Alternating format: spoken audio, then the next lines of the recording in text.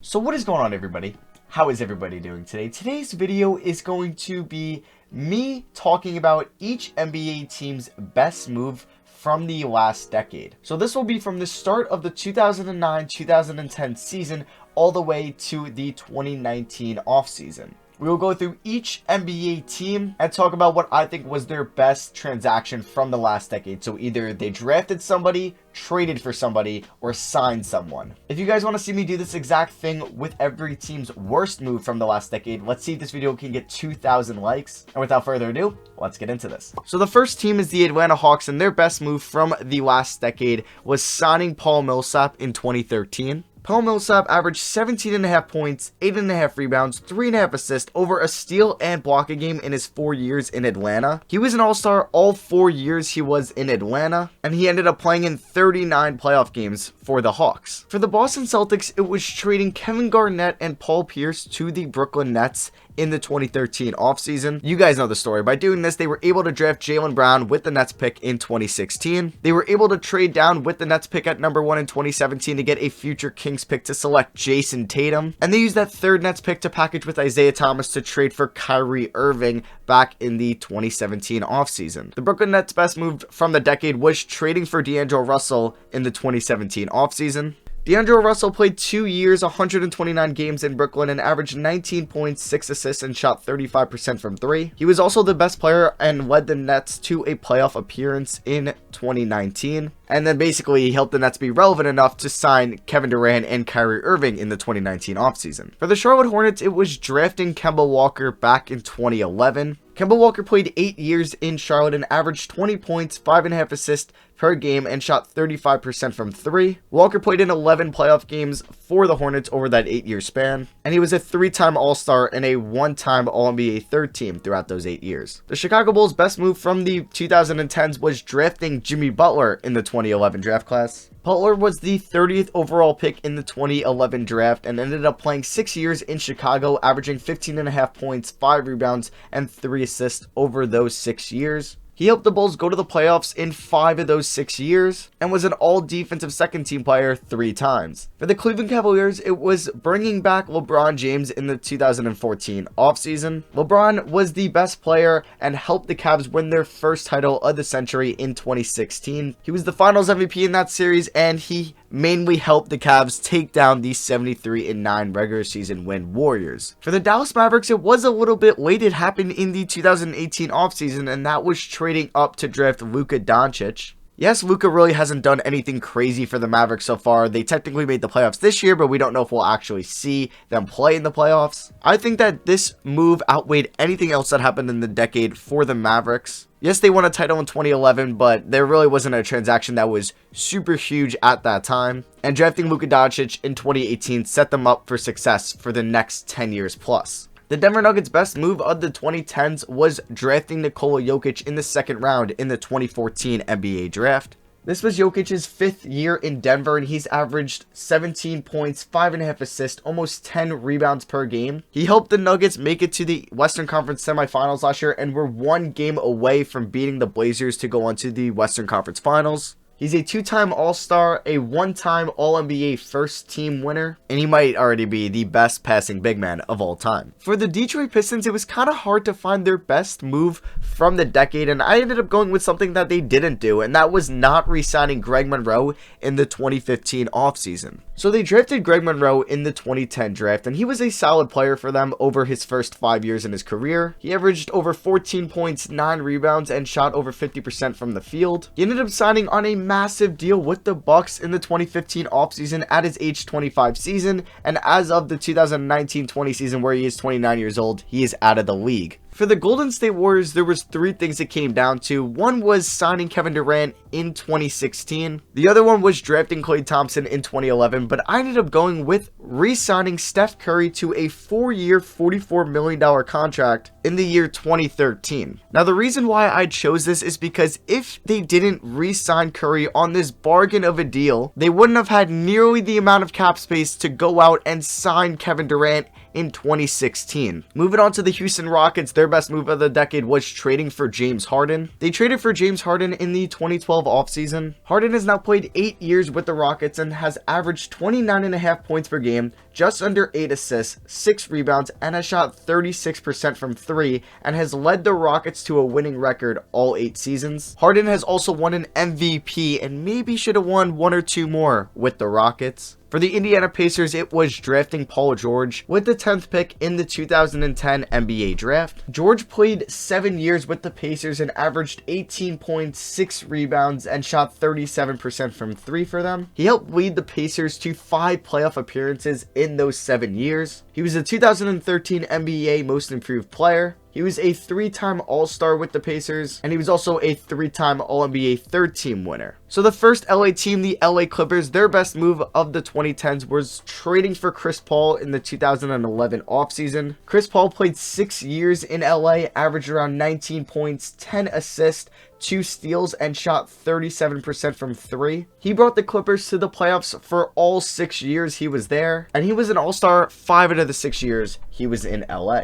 And for the other LA team, they started off the decade on a high note. They had a really rough patch in the middle of the decade, but they made their best move at the end of the decade where they signed LeBron James in the 2018 offseason. LeBron has obviously only played 2 seasons with the Lakers, and we've only seen 1 complete season where they didn't make the playoffs, but he made them relevant once again. He helped them go out and kind of persuade and encourage management to get Anthony Davis, and now the Lakers are the 1 seed in the Western Conference in the 2019-20 season, and they've had their best chance at winning an NBA Finals in over a decade. For the Memphis Grizzlies, it was signing Tony Allen in the 2010 offseason. We all know how important Tony Allen was to that grit and grind team in the middle of the 2010s. He was arguably a top 5 perimeter defender in the league throughout that stretch, and he was up in the top 10 in steals per game and deflections per game in his 7 years when he was in Memphis. For the Miami Heat, this is the 3rd time he is on this list, and that was signing LeBron James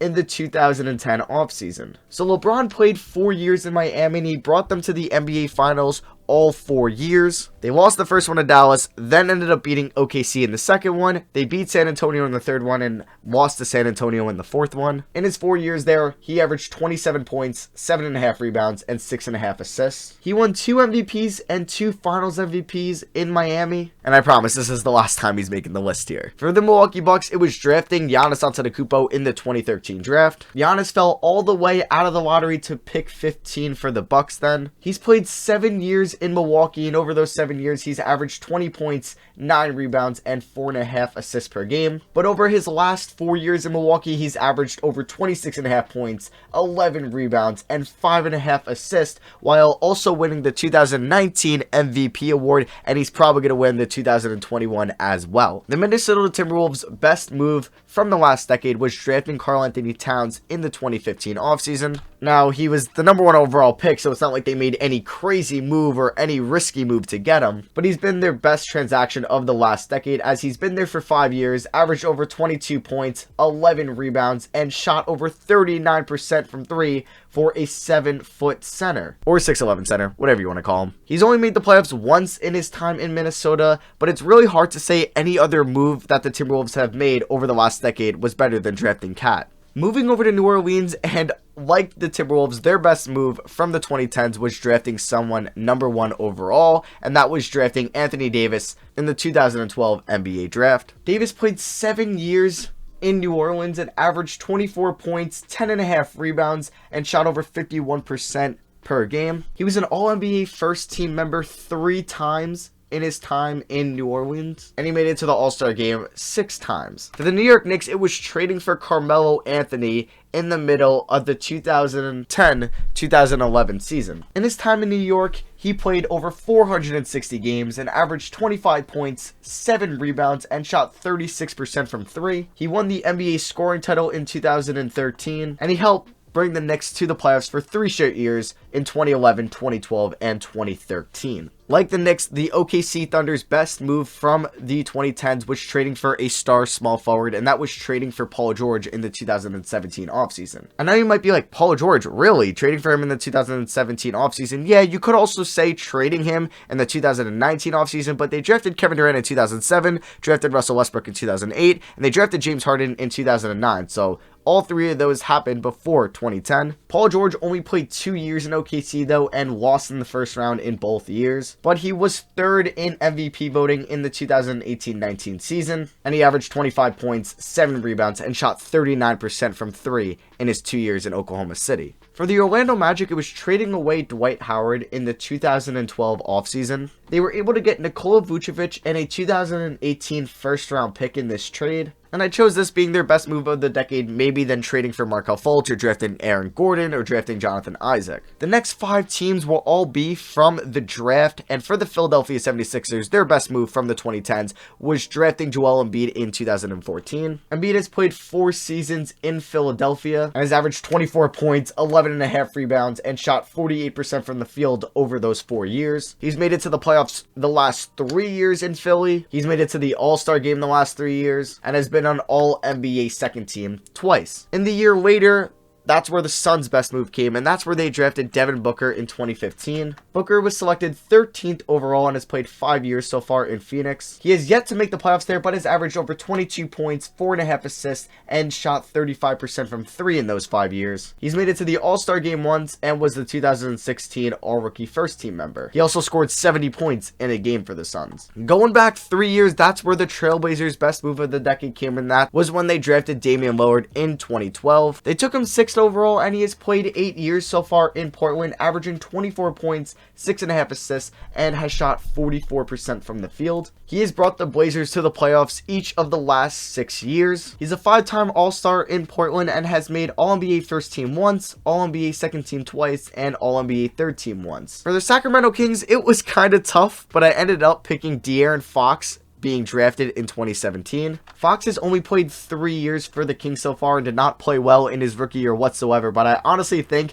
his 2018-19 season alone warrants as the best transaction for the Kings in the 2010s. He averaged 17 points and 7 assists last season, shot 37% from 3, and helped the Kings win their highest win total in over a decade with a 39-43 record, and they finished 9th in the Western Conference. Drafting Kawhi Leonard in 2011 was the San Antonio Spurs' best move of the decade. Leonard played 6 full seasons in San Antonio, and in his last year he only played in 9 games, but over those years he averaged 16 points, 5 rebounds per game, and has shot over 38% from 3. He helped bring the Spurs to the 2013 and 2014 NBA Finals, and he was also the 2014 NBA Finals MVP. He was a 2-time All-Star in San Antonio, and he was also the 2015 and 16 Defensive Player of the Year. Speaking of Kawhi Leonard, the Raptors' best move of the decade was trading for Kawhi Leonard in the 2018 offseason. Leonard obviously only played 1 year in Toronto, but he averaged over 26 points, over 7 rebounds. He shot 50% from the field, 37% from 3, and 85 from the line. But he obviously brought them to the NBA Finals. He was the Finals MVP. In his 24 playoff games, he averaged 30 points per game, 9 rebounds, and shot 38% from 3. And that 1 year alone